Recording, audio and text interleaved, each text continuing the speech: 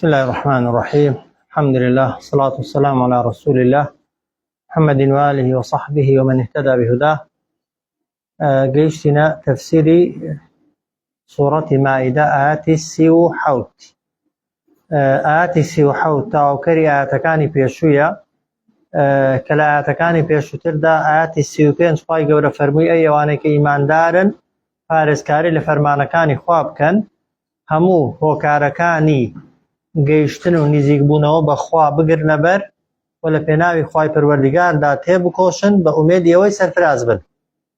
دواتر فەرمووی ئەوانەی کە بێ باوەڕن ئەگەر هەیان بێت هەرچی لە ناو زەویدا هەیە و هێندەی کەشی لەگەڵدا بێ، ماڵی ئەوان بێ، مڵکی ئەوان بێ، بۆ ئەوەی خۆی پێڕزگارکەن لە سزای ڕۆژی دوایی ئامادەن هەر هەمووی بدەن، بەڵام خوا فەرمووی ما تقبلە ئەوەیان بە هیچ شێوەیەکی لێ قبول ناکرێ و بۆشیان ئامادەکراوە سزایەکی بەئێش. جا لەسەر ئەو ئاەتە فەرمودەیەکی پێغەمبەر هەیە صلی الله عليه وسلم کە پێشەکە بۆ ئەو ئاەتەی ئێستا دەیخوێنین کە دەفەرمێت یوجاء بالکافر یوم القیامة فیقال له، دەفەرمێ ئینسانی بێباوەڕ دێنن لە ڕۆژی دواییدا پێی دەگوترێت أرأيت لو كان لك ملء الأرض ذهبا أكنت تفتدي به؟ فيدلن أجر دنيا هم ملكي توبه آمادي بيدي تا لو آجر لو سزا رزقارد ببه، فيقول نعم، كافر كدلن بله.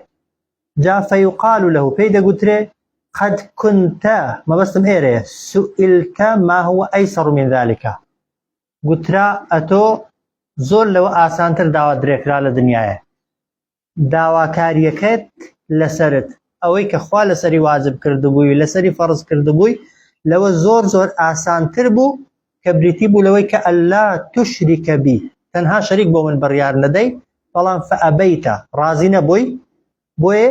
فەیؤمەڕ به إلى النار، ئەوجار فەرمانی پێدەکرێ هەڵدەدرێتە ناو ئاگر و تەمان ئەوەی مشریکیش بێ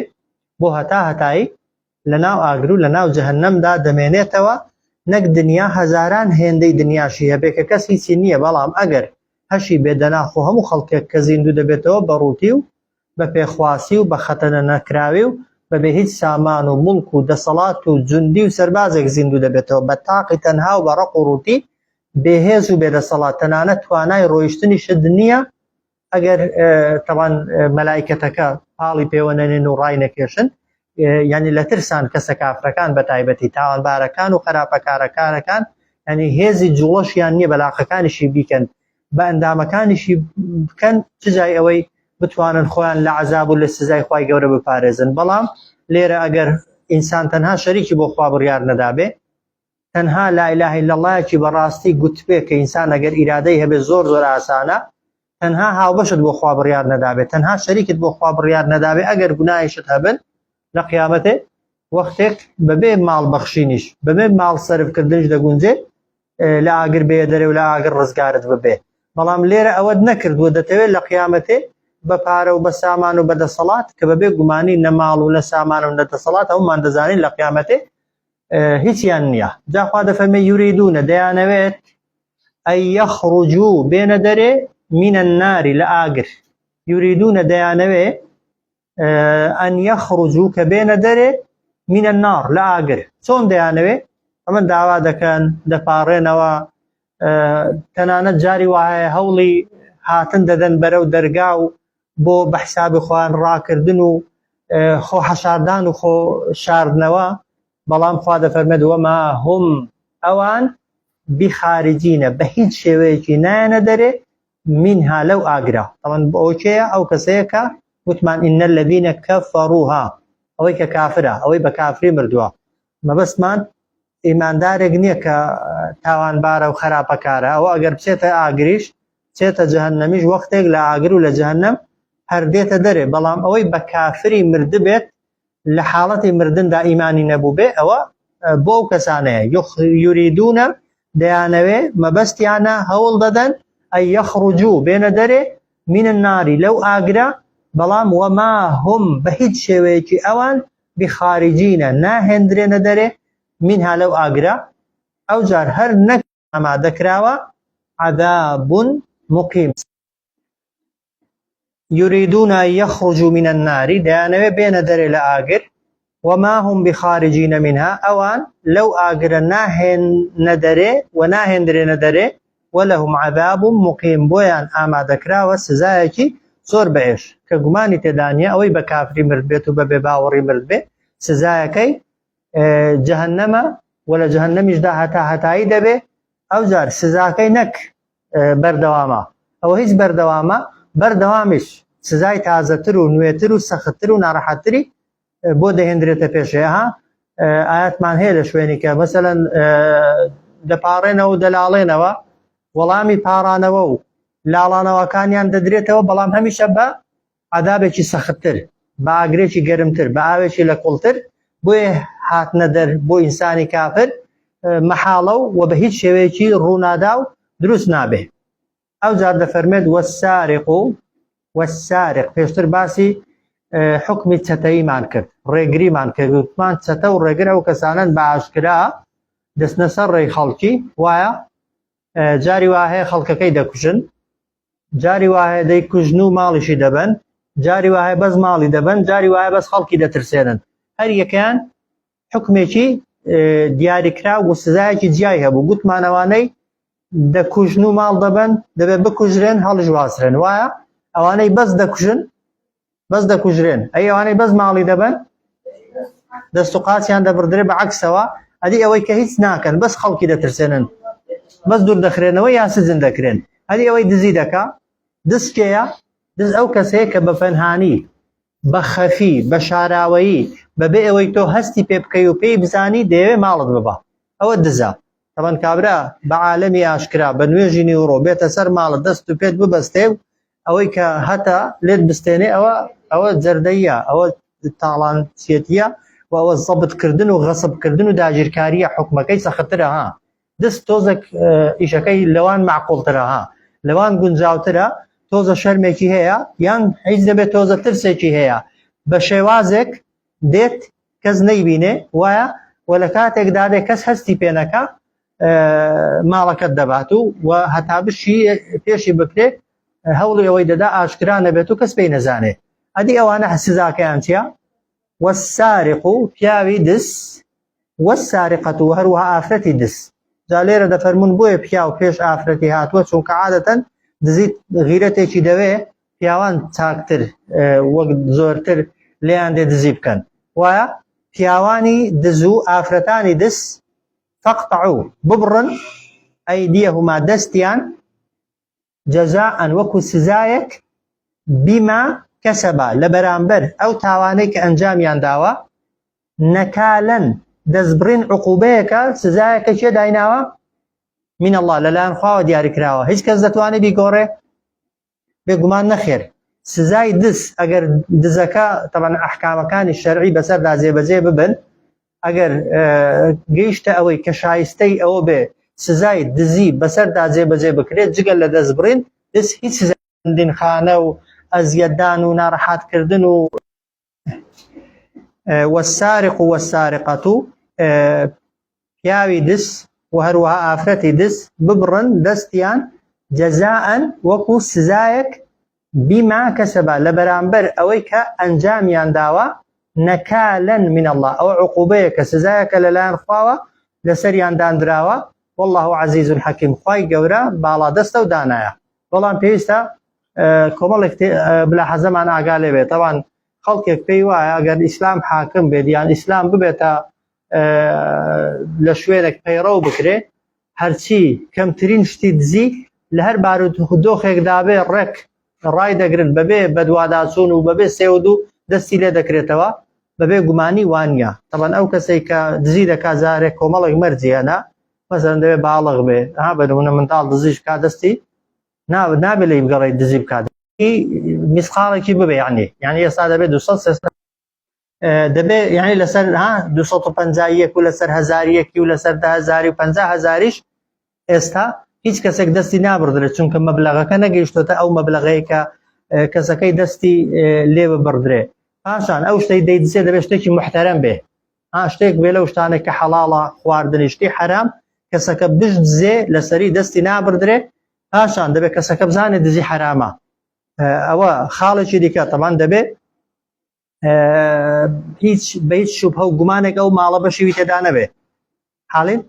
ئەگەر بە شوبهە و گومانیش ها بە نمونە کابرا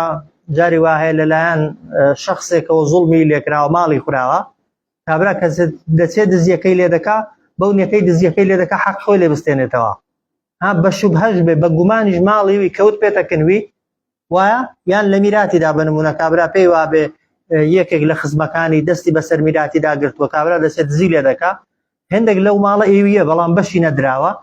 دەبێت ماڵەکە بە هیچ شێوەیەکی خۆی نەبێ. خاڵێکی دیکەی زۆر زۆر گرنگیش دەبێت ساحبی ماڵەکەش ئیهمال نەبوو بێ ئەو ماڵەی لە شوێنێکی پارێزرا و تایبەت دانابێ. لەنا ئەگەر ساحبی ماڵەکەی ئیهمال بێ بە نمونە پارە لە شوێ دادەندرێ لە ماڵێ عادەتەن لە شوێنێکی قوفڵدراو دادەندرێ و ئەگەر عادەت بێ ها عرف بێ بە نمونە ها ئێستا لە وڵاتە ئەوروپیانە خەڵک پارەی لە ماڵێ دانانێ هەمووی لە بانقی دایدەنێ لەوێ ئەگەر کابرا لە ماڵی خۆی دزی لێ بکرێت دزەکە دەستی نابڕدرێ بۆ چونکە لە حرزی میسل داینەناوە ها لە شوێنی ئەگەر لێرە بە نمونە عادەت بێ هەموو خەڵک پارەی بخاتە قاسەی بە نمونە هەموو کەس قاسەی هەبێ ئەگەر تۆ لە کانتۆرێکی دانابێ بە یەک مستی کانتۆرەکە بشکێ کابرا بشی هێنێتە دەرێ بۆ چونکە تۆ ئیمالیت کردووە. یان ئێستا بەڵام لە وڵاتی ئێمە عرف نییە تەوان ئاوای لێ بکرێەوە لای کەمی دەبێت لە شوێنێک بێ قوفڵی پێوە بێ ئەگەر ئاو بە هیمالی دادنا پارە لە جێگایەک یان زێر لەسەر پەنجەرە و لە حەوشە و لە کۆڵانی دادنا و لێیان دزی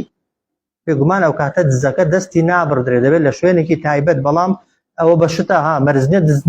دزە ئەوەکە ئەوەی دەیزی هەر پارە بێ وایە ئەوەی دەیدزی هەر زێر بێ. ئەی ئەگەر مانگا بوو عادەتەن مانگا لە شوێن مانگا بەرمنە لەبەر دەرگای دەبەسترێتەوە وانە یان لە شوێنی مانگیان لە هۆڵەکەی دەبەسترێتەوە خۆ کابرا ناسێ دەرگای لەسەر خفڵکاو لەسەر داخاوایە بەڵام مانگاش لە شوێنێک کە شوێنی خۆی نییە بدزرێ ببردرێستا ئەو گوندانە ئەگەر لە ناو شاری دەستیان بەسەردا بگیرێت و یعنی خراپەیەکیان لەگەڵ بکرێ تاوانباری سەرەکیەکە کەسەکە ساحیبەکە خۆیەتی چونکە بەرەڵای کردووە بۆ شوێنێک کە شوێنی مانگایان نییە جێگایەکە جێگای خۆیان نییە بۆیە دزی لەو ئاوجار مەرجێکی دیکەی زۆر زۆری گرنگەوەی دەبێت کەسەکە لە برسان دزی نەکردوێ ها ئەگەر لە برسان دزی کردوێ یعنی بسەلمێنرێکە و کەسە فعلا نانی نەبووە بخوا یان ئەوانەی نەفەقەیان لەسەرویە محتاج بوون بۆ خواردنێ کابرا یان شتێکی دیکەی نەخۆشی وەکو ئەوەی عیلاج و دکتۆر و شتکە وەکو نەخوەکو خواردنە پێویستە ئێستا کەسەکە مەبلەغەکەی هەرچەندێک بێ ناڵێن دەستت خۆش بێ و چاکت کردووە باشت کردووە کەسەکە محاسبە هەر دەکرێت لێ پرسیینەوەی هەر لەگەڵ دەکرێت بەڵام ناگاتە ئەوەی دەستی لێ بکرێتەوە. بۆیە ئیسلام کە حاکم بێ یەکەم جار چ دەکا دێ جارێ ثەقافەتەکەی بڵاو دەکاتەوە هەموو خەڵک دەبێ بزانێت دزی حرامە و سزای دزیش دەست بڕینە. ئەوجا خاڵی دووەم دێ خەڵکی تێر دەکا ها ئیمامی عومەر لە سەردەمی خلافەتیدا ساڵانێک برسی بوو هات و قڕی بوو حکمی دزی ڕاگرت بۆ ماوەیەکی کاتی دزەکانی دەست نەدەبڕی بۆ چونکە هەرچی دزی دەکرد گومان دەکرا لە برسان دزی کرد بێ کە خەڵکەکە تێر بوو عوزری نەبوو ئەوجار خەڵکەکە فێری ئەوەی دەکرێت چۆن ماڵی خۆی هەڵگرێت و لەکوێ هەڵی بگرێ ئەوجار ئەگەر کەسەکە دزی کرد بە بێگومانی دەستبڕین یعنی سزایەکە بڕ پێستێتی هیچ شتێکی دیکە ئێستا بە تایبەتی ئەوانەی دزی دەکەن و دەیان بەنە سزنێ نەک تەنبێ نابن وەڵکو فێری فەن و فنونی دیکەی دزی دەبن یعنی دزی وا مۆدرن و سەر سوڕهێنەر فێر دەبن عەجایبت لێ دێ یعنی هەم ئەمن بینیومە بە ئەوەی خۆم یعنی ئەوانەی کە چوونەتە سزنێ جاری وایە لەسەر جەریمەیەکی دیکە چوونەتە سزنێ بەڵام لە ناو سزنێدا دزی دیکەی لێبوون باسی شێوازی دزیەکەی خۆیان کردووە شێوازی دزیەکەی خۆیان فێری خەڵکی کردووە یعنی دزی وا کە یعنی کەس تەسەوڕ ناکەی و ناتوانانی بیریشت بەلایدا بچێ جاری واشەیە بە شێوازێک دزیەکەی دەکا کە دەدرێتە مەحکەمە و دەدرێتە قانون کەسەکە دەیباتەوە ئەوە یەکێک دەیگێڕا و دەیوت پیاوێک چووە کۆمەڵە خانووی کڕێون بە نمونە بە قەرز یەک دووسێ خانووی کڕێون بە قەرز دواتر تەوان ئاسیقیان پێ بۆ دواتر داوای پارەکان لێکردووە و تێتی نیمە ئەمە نمونەوەی بە 4 دەفتەری کڕیوە لە ناچاریدا کابرا هاتووە لەگەڵی ڕێککەوتووە بە 2 دەفتەری ئەوەی بە 5 کڕیوە هاتۆ بە 3 لەگەڵی ڕێککەوتووە ئەوەی بە 7 کڕیوە بە 5 لەگەڵی ڕێککەوتووە لە 5-6 خانوان خانوویەکی بۆ ماوەتەوە ئەوە کردنەکە یعنی دزیەک کە مەبەستم یعنی خستنە سجن و عقوبەکانی دیکە کە بە تایبەتی ئێستا هیچ جۆرە لێپرسینەوەیەک و ئەوەیەک نییە لە ناو سزنەکاندا بە هیچ شێوەیەکی خەڵکەکە بۆی تەنبێ نابێت بەڵام یەک کەسی دەستی ببڕە وایە بابزاندرێ لەسەر دەستیە دەستی بڕدراوە با کەسەکە دڵنیا بێ لەوەی لە سزنێ بۆی ناپۆشرێت و سڵحی بۆ ناکرێ هەر دەستی دەبردرێ بە تەکید خەڵک دەستی بۆ ماڵی خەڵکی نابا لە حاڵەتی زۆر ناچاری دانەبێت کە ناچاریش بۆ کاتە دەستی نابردرێ والسارق و پیاوی دەست والسارقة و ئافرەتی دەست فاقطعوا ببڕن ئەیدیەهما دەستی هەردووکیان یعنی ئافرەت بێ یا پیاو بێ جەزاء بما کەسەبا جەزاء یعنی لە سزای ئەوەی کە ئەنجامیان داوە ئەوە نەکالن من الله نەکال عقوبەیەکە لەلایەن کێوە لەلایەن خواوە دانراوە والله عزیز حەکیم خوای گەورە باڵا دەست و دانایە باڵا دەستە کەی حەز لێبێ دەتوانێت عقوبەیدا و بڕیار و یاساکانیشی لە شوێنی خۆیدا ئەو جار چۆن دەستی دەبردرێ بەرزییان دواتر نەچێ وەک دەڵێ بڵێ شتم لە دەستیدا بە بیانوێکی دیکە خۆی یعنی بە نەوعێکی دیکەوە خۆی پیشاندا کە تاوانبار نیە و تاوانی نەکردووە ئەو جار دەفەرمێ فەمەن تابە هەر کەسێک تەوبەی کرد من بعدی ظلمه دوای ئەوەی کە ستەمی کردووە فەمەن تابە هەر کەسێک تەوبەی کرد پەشیمان بوویەوە من بعدی ظلمه دوای ئەوەی کە ستەمی کردووە ئەو جار و ئەصلح خۆشی چاکرد هەر تەوبە نەها تەوبە لە کوێڕایە تەوبە عادەتەن بە دڵە لە دڵەوە کەسێک بڕیار دەدا واز لە دزی بێنێ وازحەوە هەنگاوی یەکەم هەنگاوی دووهەمی چییە ئەوەیە و ئەصلح دەبێ خۆشی چاکە خۆ چاکردن چۆنە خۆ چاکردن جارێ ئەوەی دزیوتە چی لێ بکەی بیدەیەوە بیگەڕێنیەوە ئەو جار بیسەلمێنی کە لە جیاتی ئەوەی بە دوای ماڵی خەڵکیەوەی بە دوای دزیکردنەوەی بە حەڵاڵی ماڵ بۆ خۆت پەیدا دەکەی و پێتەوە دیار بێت کە فعلەن ئەتۆ تەوبەت کردووە لە ترسان نییە و لەو کاتەیدا نییە کە دەستگیر کراوی و وەک دەڵێ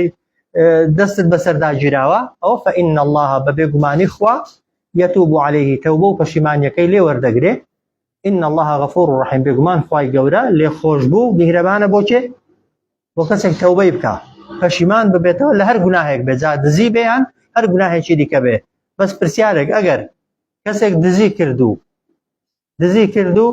صاحبی ماڵەکەی عەفوی کرد دەستی دەبردرێ یان نابردرێ کەسێک تەوبەی دزی کردووە لە تۆ و ئەتۆ عەفوی دەکەی دەتوانی عەفویکەی یان ناتوانی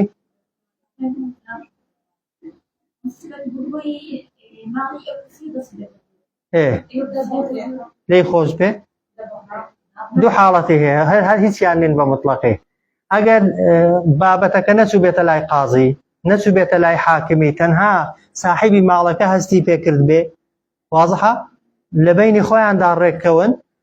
لێی خۆش بێ بە نمونە بەوەی کە ماڵەکەی بۆ بێنێتەوە عەفویکە یا هەر ماڵەکەشی بۆ خۆ بێ و عەفویکە بەڵێ دەتوانێت عەفوی کات و کەسەکە حەق و ناسەکەی لەسەر لا دەچێ بینی خۆی خواشی تەوبەیەکی بکە خوا لێی خۆش دەبێ بەس ئەگەر چوویە لای قازی چوویە لای حاکمی شکایەتی لێکرا یان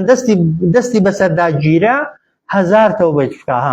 هەزار تەوبەی بکە و هەزار کەس شەفاعەتی بۆ بکە و تکای بۆ بکە و هەزار جار صاحبی ماڵەکەی عەفویکە بە هیچ شێوەیەکی عەفو ناکرێ ئیلا دەبێ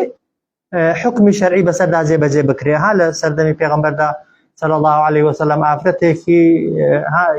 تیرەیەکی دزی کردبوو هاتنە لای پێغەمبەر گوتیانەی پێغەمبەری خوا صلی الله عليه وسلم دەستی مەبڕە چی دەتەوێ وا دەکەین با ئابڕۆی عەشیرەتەکەمان و بنە ماڵەکەمان نەچێ بەڵام هاتبوویە لای پێغەمبەر قەزیەکە ئاشکرا بوو پێغەمبەر صلی الله عليه وسلم ها قسە مەشهورەکەی هەیە چوویە سەر منبەرێ فەرمووی سوێن بەخوای گەورە ئەگەر فاتیمەی کچی محەممەدی دزی بکە دەستی دەبڕم چونکە حکمی خوای پەروەردگارە و دەبێت بەسەر هەموو خەڵکیدا جێبەجێ بکرێ بۆیە تەوبەی تەبەن ئەگەر فەرزەن تەوبەش بکا بەڕاستی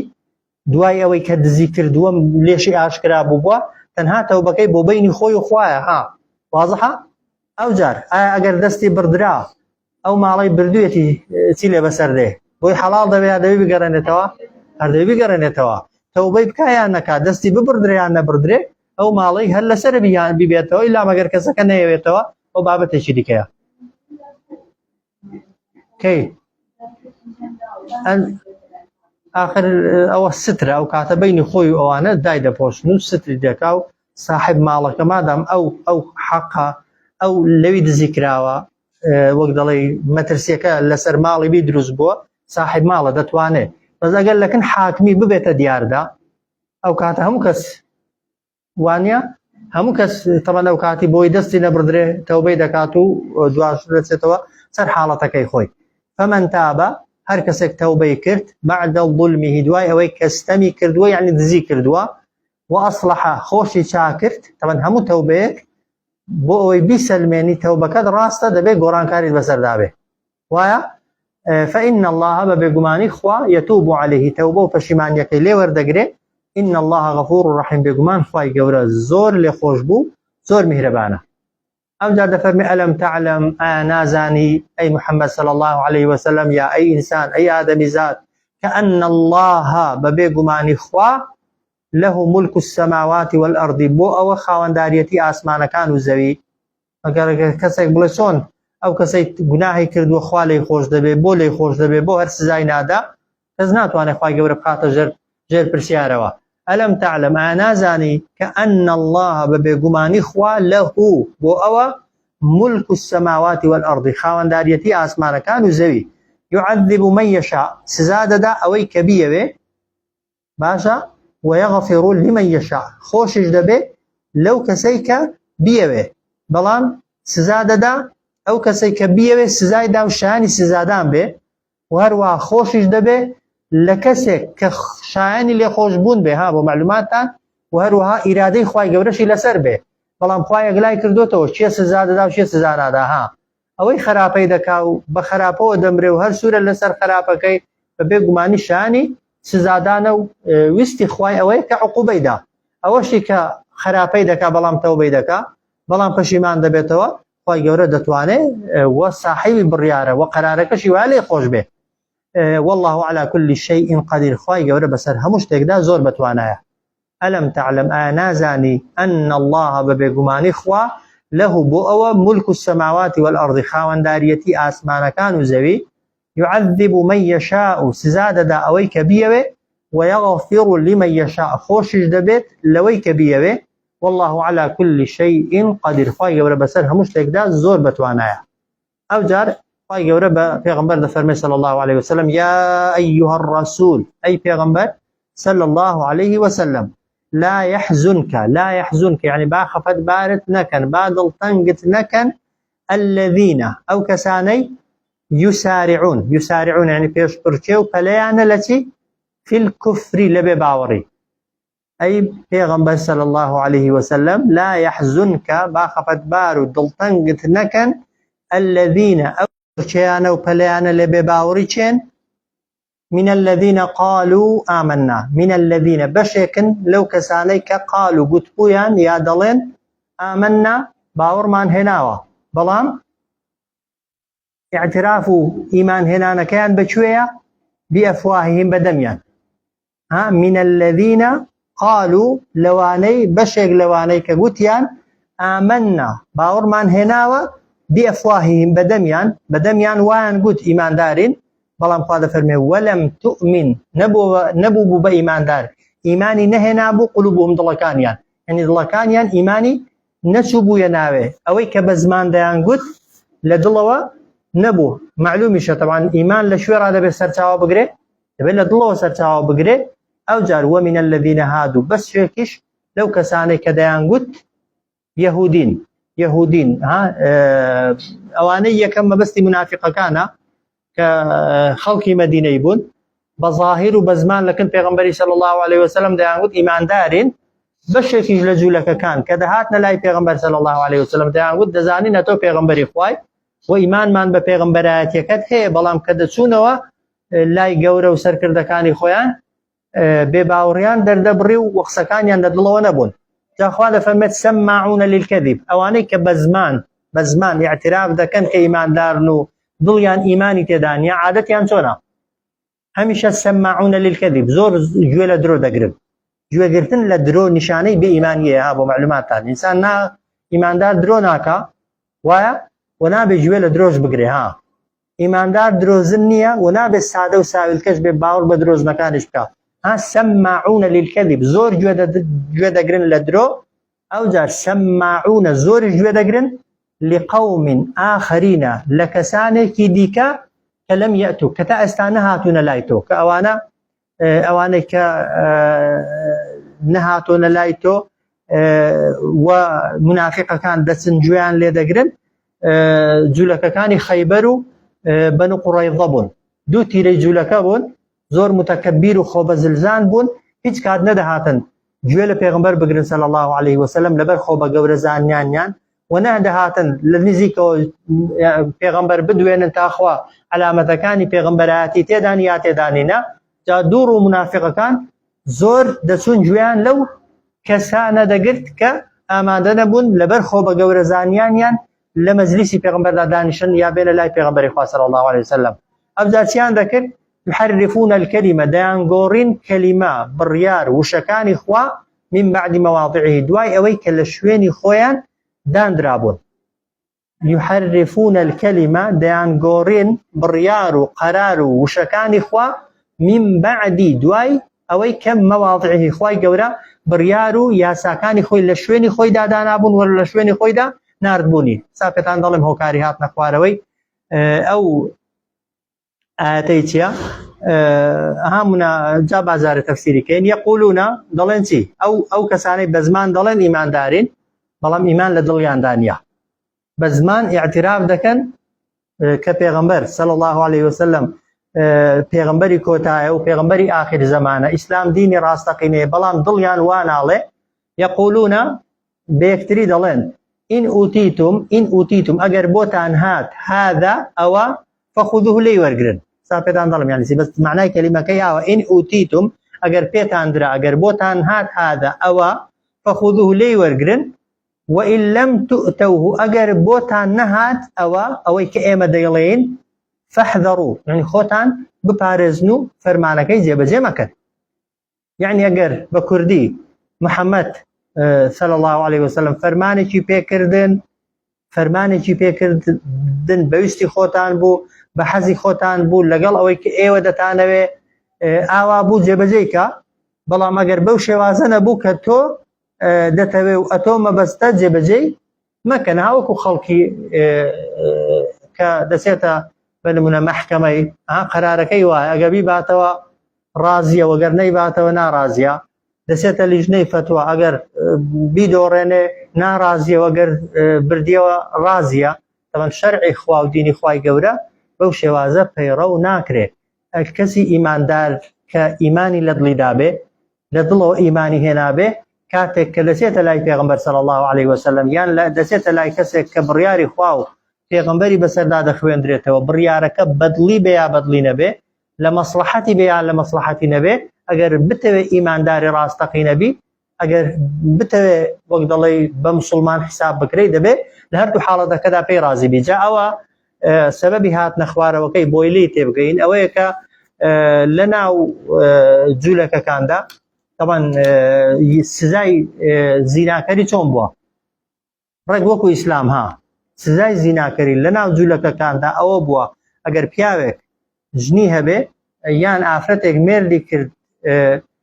لە ئەسڵدا لە ئەسڵی تەوراتیدا بەو شێوازەیە وەکو ئەوەی ئێمە وەکو ئیسلام دەبوو کەسەکە ڕزم بکرێت و بەرباران بکرێ ئەگەر کەسەکە کوڕ بایە یان کچ بایە یعنی مێردی نەکرد با و ژنی نەهێنا بایە داری لێ دەدران جا دەڵێن وای لێ هاتبوو جوولەکەکان ئەگەر کەسێکی بێدەسەڵات زینای کرد بایە دەچون بەربارانیان دەکرد و وەک دەڵێ ڕەزمیان دەکرد و دایان کوشت بەڵام ئەگەر بەرپرس و دەسەڵاتدارەکانیان زینای کردبایە و تاوانی کردبایە کەس هیچی لێ نەدەکردن حاڵین دواتر لە بینی خۆیاندا ڕێک کەوتون گوتیانە بۆ چۆن دەبێ ئێمە تەوراتی ئاوا جێبەجێکەین وەرن با لەسەر یاسایەک ڕێککەوین ڕەزمەکەی لابین بەڵام با یاسایەکی دیکە دانەین ئەو یاسایە بۆ هەمووان وەکو یەک بێت بەسەر هەموواندا جێبەجێ ببێ ڕێک کەوتون لەسەر ئەوەی کە هەر کەسێکی زیناکرد هەر کەسێک زینای کرد با سزاکەی تەنها ئەوە بێ وەک دەڵێ دموچاوی ڕەش بکرێن لەناو خەڵکی ئاوشکرا بکرێت کە فترەیەکی زەمەنی ئاوە بە دموسا و ڕۆژکراوی بمێنێتەوە و کە پێی گوتراوە تەحمیم. جا دەیانگوت ئەگەر یەکێکتان چونکە جوولەکەکە لەگەڵ پێغەمبەر صلی الله عليه وسلم لە مەدینەی پەیمان نامەیان هەبوو، وا ڕێککەوت بوون کە لە ناو مەدینەیدا هەر کەسێک جەریمە و تاوانی کرد وەکو یەک حکمی بەسەردا جێبەجێ بکرێت. جا جوولەکەکان ئەوانەی کە دەڵێم بەدڵ بە زمان خۆیان بە ئیماندار دەزانی بەڵام لە دڵەوە ئیمانیان بە ئیسلام نەبوو، دەیانگوت ئەگەر کەسێکتان زینای کرد چوونە لای محەممەدی، ئەگەر سزایەکەی تەحمیمکردنەکە بوو دموچاو ڕەشکردنەکە بوو قەید ناکە. دموچاو ڕەشکردنەکە شتێکە تۆزێک پێێتەوەی و لە خۆتی دەکەیەوە هیچت لێ نایە ئەوەی جێبەجێکەن. بەڵام ئەگەر باسی ڕەجمی کرد باسی بەربارانکردنی کرد نەچن بەربارانکردنەکەی قبولکەن. ئەو جا دەیانگوت ئەو بەربارانکردنە لە دینی ئێمەدا و لە تەوراتەکەی ئێمەدا نیە. بەڵام پێغەمبەر صلی الله عليه وسلم دەفەرمێ کاتێک کە جوولەکەیەک هاتە لای و طبعا زینای کرد بوو پێغەمبەر ویستی ڕەجمی کات و یاساکەی بەسەردا جێبەجێکە وتی ڕەجم لە دینی ئێمەدا نیە. پێغەمبەر صلی الله عليه وسلم دەڵێ زانایەکی جوولەکەی بانگ کرد وتی سوێن دەدەم بەو کەسەی کە تەوراتی بۆ موسای ناردۆتە خوارێ ڕاستیم پێ بڵێ. پرسیارێکت لێ دەکەم ئەویش سوێندی بۆ دەخوا و وعدی پێدەدا، دواتر لێی دەپرسێ ڕەجم لە تەوراتی ئێوەدا هەیە یان نییە؟ ڕێک ڕاستیەکەی دەڵێ بەڵێ ئەگەر لەبەر سوێندەکەی نەبایە کە پێشتر سوێندت داوم ڕاستیم پێ نەدەگوتی، بەڵام ئێستا لەبەرەوەی سوێندم خواردووە بەڵێ ڕەجم لە تەوراتەکەی ئێمەشدا هەیە، بەڵام لەبەرەوەی کاتی خۆی ها بەسەر هەموو کەسدا ڕەجمەکە جێبەجێ نەبوو بۆ خۆمان ڕێک کەوتوین ڕەجمەکەمان لابردووە لە شوێنی ڕەجمەکەی ئەو تەحمیمە دموچاو ڕەشکردنەمان داناوە. بۆیە ها خوا دەفەرمێ یحرفون الکەلیمە عن مواضعه، ها دەگۆڕن وشەکان بڕیارەکانی خوا لە شوێنی خۆی. جا تەورات و ئینجیل هەزاران دەستکاری ئاوای کراوە، هەرچی حەزیان لێ نەبوو بێت و پێیان خۆش نەبوو بێ بەویستی خۆیان گۆڕانکاریان بەسەردا هێناوەتەوە. نەوە بۆ مسلمانانیش هەڕاستە، ها وەکو گوتم ئینسان دینی کە قبول بوو دەبێ هەمووی قبول بێ، ئەوەی لە مەسلحەتە ئەوەی لە زەرەر تەوان هیچی لە زەرەر نییە. ها تەنانەت دز ئەگەر دزیە دەکا قازانجی ئەوەیە ئەگەر دزی کرد و لێی ئیسپات بوو دەستی ببردرێ عەفو بکرێ. قازانجی قیامەتی لەوەیدا دەستی ببردرێ بۆی خاوێن دەبێتەوە خۆگەر تەوبەی لەگەڵدا بێت و حکمی خوای گەورەی جێبەجێ کردو بەس لەگەڵ لە حکمەکەی هەڵبێت و پێی رازی نەبێ هەر لە دین دەردەچێ، هەر کافر دەبێ، هەر دزیەکە نییە، کافریەتیەکەشی دێتە سەرێ. یقولون ئین ئوتیتم، ها دەڵێن ئەگەر بۆی هێنان هذا ئەو حکمە یعنی دموچاو ڕەشکردن و تەحمیمکردن بۆ کەسێک کە زینای کردووە فەخودوه لێی وەرگرن وئن لم تؤتوه، ئەگەر ئەو حکمە و بڕیارەی بۆ نەهێنان بەڵکو فەرمانی کرد کە دەبێت ڕەجم بکرێن و جڵتان لێ بدرێ فەحذەروا خۆتانی لێ بەدوور بگرن. جا خوا دەفەرمێت ومن یورید الله فتنته، هەر کەسێک خوای گەورە بیەوێ فتنته یعنی هەڵی گەڕێنێتەوە لە دین گومڕای کە سەر لێ شێواوی کە فلن تملك له من الله شيئا، فلن تملك تۆ لە دەسەڵاتت دانیە ئەی محەممەد صلی الله عليه وسلم بۆ ئەو کەسە لە لای خوای هیچ شتێکی بکەیت. ئەگەر کەسێک لە دین هەڵگەڕایەوە لە ئیسلام پاشگەز بوویەوە و بەو پاشگەز بوویەوەی و کافریەتکەی بمرێ نەک خزم و کەس و نزیک و برادەر ناتوانن هیچی بۆ بکەن، تەنانەت ئەگەر پێغەمبەریش صلی الله عليه وسلم کە گەورەی هەموو بەشەریەتە و مرۆڤایەتیە بیەوێ شەفاعەتی بۆ بکە و تکای بۆ بکە ناتوانێت لای خوای گەورە یەک مسقالە زەڕە تکای بۆ بکە سزای لەسەرکەم کاتەوە. ومن یورید الله فتنته، هەر کەسێک خوا مەبەستی بێ فتنته یعنی تووشی گومڕای و سەر لێ شێواویکە فلن تملكە تۆ لە دەسەڵاتت دانیە له بۆ ئەو کەسە من الله لای خۆی شەیئەن شتێککەی ئولئیکە الذین خوا دەفەرمێ ئەوانە کەسانێکن لم يريد الله خوا نایەوێ ئەن یطهر قلوبهم پاکاتەوە دڵیان. ئەوە کە خوا ئیرادەی هیدایەتی بۆت نەویست، ئەگەر خوای گەورە ڕێگای هیدایەتی بۆ ئاسان نەکردی، خوای گەورە پشتیوانی لێ نەکردی بۆی ڕێگای ڕاست بگری، بزانە خوا سەختترین عقوبە و سزای بۆ داناوی. ئولئیکە الذین ئەوانە کەسانێکن یعنی هێندە خراپن لم يريد الله خوا نایەوێ ئەن یطهر قلوبهم دڵەکانیان خاوێن کاتەوە. موسا و هاڕون کاتی خۆی کە فرعون و دار و دەستەکەی ئەو پەڕی خراپەکاری بێدینیان کرد، یەک لە دوعاکانیان لە دوعا ئەوەکانیان ئەوە بوو فەرمووی خوایە چاویان کوێر کە لە بینینی حەقیقەتەکاندا و دڵەکانیان مۆر لێدە بۆی هەر ئیمان نەهێنن. ئەگەر کەسێک زۆر ڕقت لێ بێتەوە طبعا خرابترین دوعا ئەوەی پێی بڵێ خوا هیدایەتت نەدا، خوا نەتخاتە سەر ڕێگای ڕاست، یا بەبێ ئیمانی بمری یا بە کافری بمری، کە ئەو دوعا بەبێ گومانی ئینسان نەیکا چاکە. بەڵام لە حاڵەتی ناچاریشدا دروستە، پێغەمبەران کردویانە، ناتوانن بڵێن ڕێگا پێدراو نییە. أولئك الذين لم يريد الله أوان كسانك لم يريد الله خواني ويستوى أن يطهر قلوبهم باكات ودليان لهم في الدنيا خزي أوان بويان هي لدنيا دا زبوني وسرشوري ولهم في الآخرة وبو أوان هي لدوا روجج دا عذاب عظيم سزاكي زور قورا سيرياتك كنوا. يا أيها الرسول أي پیغمبر صلى الله عليه وسلم لا يحزنك باخفت بارت نكن الذين أواني يسارعون في الكفر، يسارعون يعني فلو بيشتركيان لبباوري